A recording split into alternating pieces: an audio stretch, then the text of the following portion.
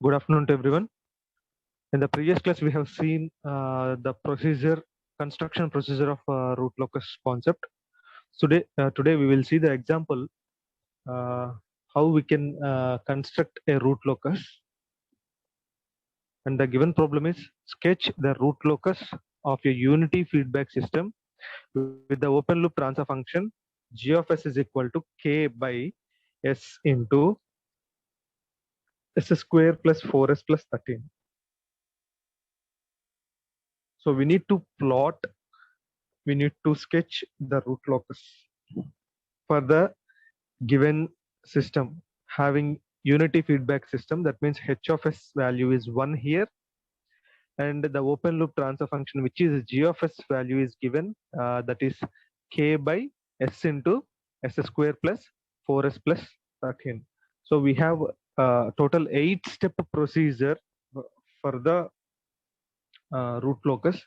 However, the first 6 steps are enough to sketch the root locus. The remaining 2 steps are used to determine the stability and to drag the system into a stable region.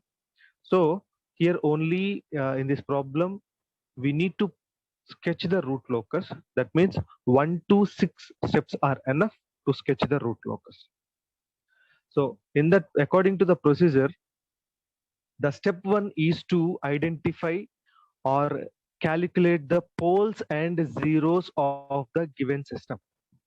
So given the open loop transfer function is a k by s into s square plus 4s plus 13.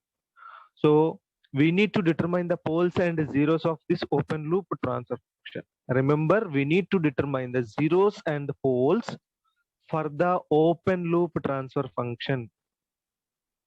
So zeros can be calculated with the help of a numerator polynomial, and you can see there is no polynomial here, only a constant value k is given in the numerator.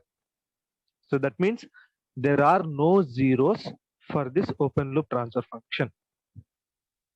There are no zeros because in the numerator there is no s power values, only k is given. So that means there are no zeros for the given open loop transfer function. And what about the poles? So poles can be calculated by using the denominator equation or denominator polynomial. So the denominator polynomial is s into s square plus 4s plus 13. So we need to factorize to calculate these poles, right? So here s is there. That means the first pole will be s is equal to 0.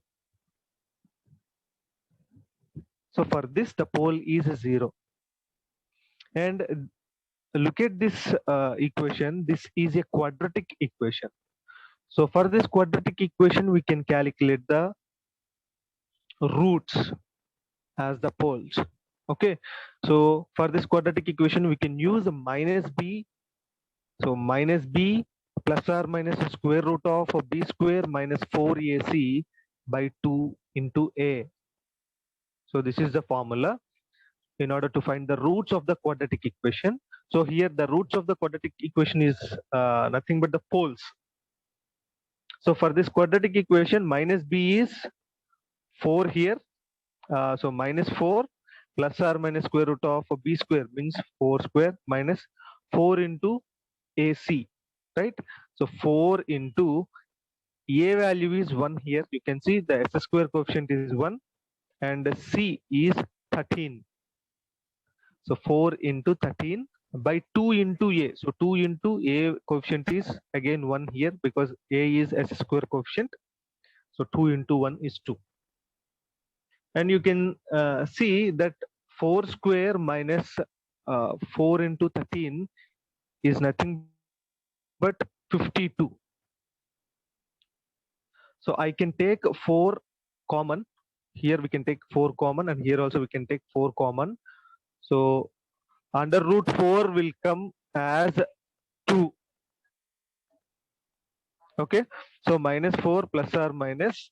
So if we take 4 as common under root, the 4 will become 2 here. Okay. So we will have 4 minus 13 now. 4 minus 13 means minus 9. So minus root of minus 9 indicates j term, which is imaginary. So root 9 becomes 3. So here minus 4 will be there. Minus 4 plus or minus root of, right, minus 4 plus or minus 2 into j into 3 by 2. We can cancel out numerator and denominator with respect to 2. So we will get minus 2 plus or minus j3 as the roots. So one root is minus 2 plus j3 and the second root is minus 2 minus j3. So two poles from this quadratic equation, and the third pole is from this s, because this s doesn't have any factorization. S directly from this we can write s as 0. So totally this is a third order system. So we will have three poles, and those three poles are 0, minus 2 plus j into 3, and minus 2 minus j3. So three poles and no zeros. So three poles are denoted as a P1, P2, and P3. So P1 is taken as 0, P2 is taken as this one, and P3 is taken as this one. So we need to mark these poles on the graph sheet as cross symbol or X shape. So poles are marked as X shape or cross symbol, and zeros, if you have zeros, zeros are marked as circle, small circle, or the shape of 0. Like this we can mark on the graph. So take the graph sheet, divide the graph sheet as x and y equally, and take the scales as on the x-axis as 1, 2, 3, like that. In the negative x-axis side, -1, -2, -3, like this. Similarly, in the positive y-axis also, 1, 2, the positive y-axis is imaginary axis. So this is the j-axis, 1, 2, 3, like this. Here in the negative part, -1, -2, -3, like this. Take the graph sheet and draw the xy axis and take the scales. So you have to take the scales on the x-axis as well as on the y-axis equally. So 1, 2, 3. If you take x-axis scale as 1, 2, 3, like this, then you need to mark the y-axis also, y-axis scale also same, 1, 2, 3, like this. Okay. So all the four sides you need to take the scale.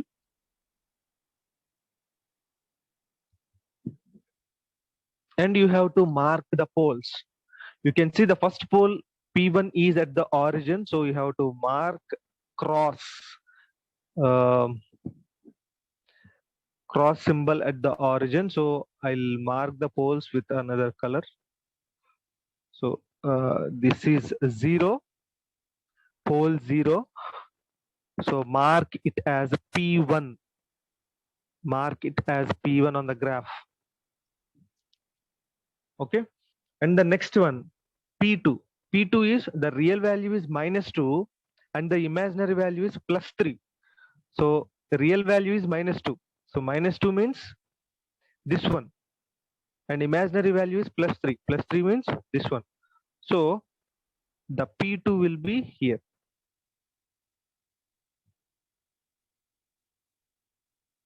So we have to mark like this.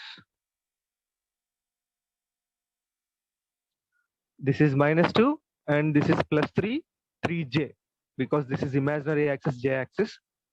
X axis is real axis, right? So this is our pole 2. Right? Next, mark pole 3. Pole 3 is having -2 on the real axis, -3j on the imaginary axis.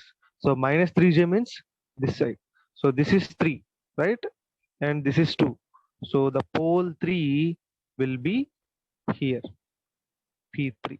Mark P3. like this. So this will be our pole 3. So we have marked 3 poles according to our first step. However, in this first step, we need to calculate zeros also, but in the given open loop transfer function, we don't have any zeros.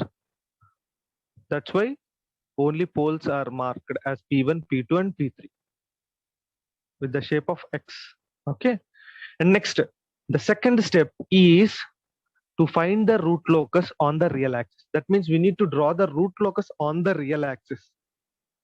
So we have a condition that in order to draw the root locus on the real axis, the root locus will start from pole and end at 0. Will start from pole and end at 0. So on the real axis, we have a pole at the origin. So the real axis, so the root locus will start at P1. And it has to be end at 0, but we don't have any zeros. That means in this case, if we don't have any zeros after the pole, then extend this root locus, which means you need to draw a straight line. You need to draw a straight line along the x-axis, negative part of the x-axis, from the pole towards minus infinity.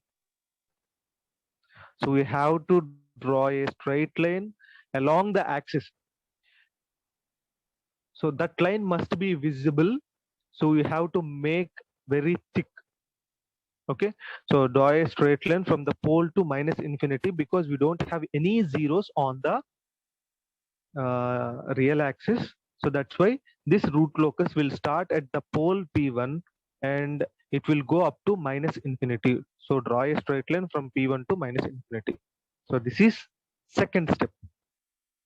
Only according to the second step, we need to draw root locus only on the real axis. Only on the real axis. That is step 2. Next. Coming to the step 3, we need to find the angle of asymptotes as well as the meeting point of asymptotes. The meeting point of asymptotes simply called as the centroid. The centroid. So we need to calculate the angle of asymptotes and the centroid. So in order to calculate the angle of asymptotes, this is the formula. Plus or minus 180 degrees into 2q plus 1 by n minus m. So what is q? Q is the value which is varied from 0, 1 up to so on n minus m. What is n? What is m?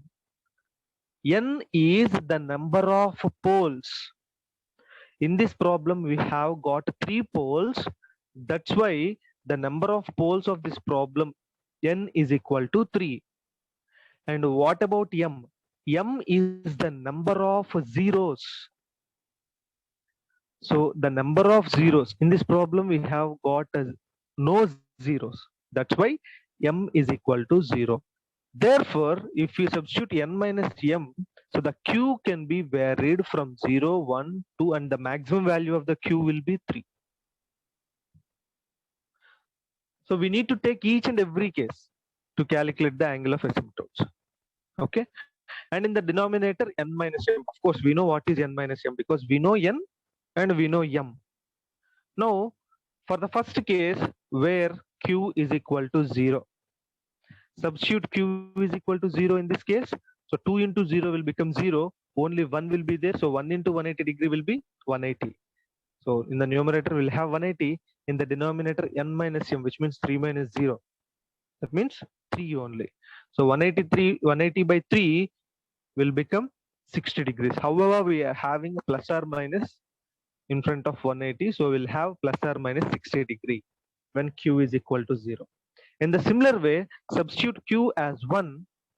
If you substitute q as 1, 2 into 1 will become 2. 2 plus 1, 3. So 3 means 180 into 3 by 3. This 3 and this 3 will get cancelled and we will get plus or minus 180 degree for q is equal to 1. And in the same way, If we substitute q is equal to 2, so 2 into 2 plus 1, which means 5. 180 into 5 by 3. Okay, if you simplify here, 3 will be cancelled out in 180, so we'll get 60 here. So 60 into 5, we will get 300 degrees. We know that this 300 degrees can also be written as 60 degrees, but the sign will be changed. Why? Because the complete cycle is 360 degrees. 360 degrees is a complete circle or a cycle. So 300 means minus 60. So the difference between 300 to 360 to 300 will be minus 60 degree, right? So this 360 degree is also equal to 0 degree. So if we go reverse process, then the 300 degree can also written as minus 60 degree. In the forward process, we will write plus 60 degree. In the reverse process, we will write minus 60 degree. Of course, you all people know about this simple mathematics. So plus or minus will become minus plus. So 300 means 60. In the similar way, when we substitute q as 3, so in the formula, so 2 into 3 becomes 6, 6 plus 1 becomes 7. So that's why 180 into 7 by 3, and this 3 will cancelled out in the 180 as 60 degree. So 60 degree into 70, which is 420 degree. So 420 is nothing but 360 plus 60, right? Which can also be written as plus or minus 60. So if we go forward, we will use plus. If we go reverse, we will use minus, right? So for all the given cases of Q, we have calculated all the angles of asymptotes. So this is how we need to calculate the angle of asymptotes for the given number of Q cases, right? And we need to calculate the meeting point of these asymptotes. The asymptotes meeting point can be calculated with the help of centroid. So the centroid formula is sum of poles minus sum of zeros by n minus m. Sum of poles means we need to add all the poles and we need to add all the zeros. So the difference between these two will be the numerator. So here the sum of zeros, we don't have zero for this given problem. So the sum of zeros are 0. But sum of poles, we know we are having 3 poles. So add those 3 poles. The first pole is 0. The second pole is minus 2 plus 3j. The third pole is minus 2 minus 3j. Now you can add all these. This plus 3j and minus 3j will get cancelled. And minus 2 and minus 2. So the numerator we will have minus 4. N minus m means n is number of poles. M is number of zeros. So 3 minus 0 is 3. So we'll have minus 4 by 3 as the centroid value, which is minus 1.33.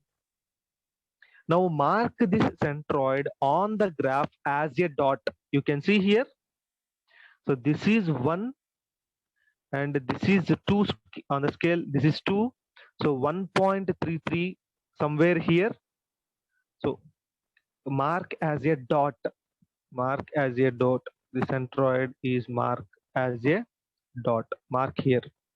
And the value, please mention that like this, it is a centroid point and the value is minus 1.33. Please mention this on the graph also.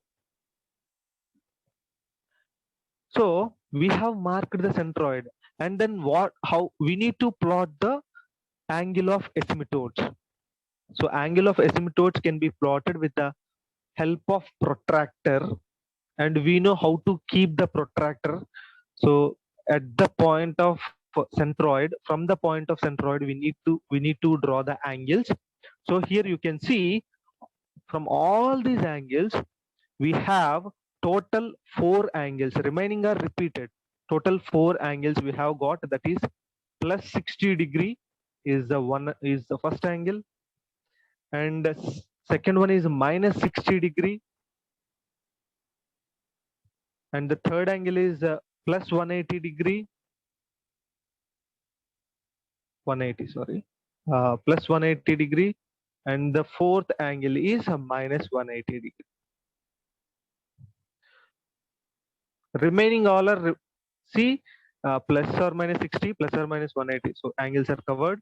Here minus or plus 60 already covered, and here plus or minus 60 and covered. So all the angles are covered now. Only we have got 4 different angles. So we need to draw the asymptotes in the dotted line format. Remember this. We need to draw the asymptotes in the dotted line format. So plus 180 minus 180 means plus 180 will go this way, minus 180 will go this way. However, the dotted line will not visible on the real axis because we have already drawn the real axis as a thick line. So plus 180 and minus 180 cannot be visible, and plus 60 degree you can take the protractor and use plus 60 degree, mark the location, and you can draw plus 60 degree as the dotted line. You can extend. Similarly, minus 60 degree also. This is how we need to mark the angles of asymptotes at the point of centroid. We will continue in the next class. Okay, thank you.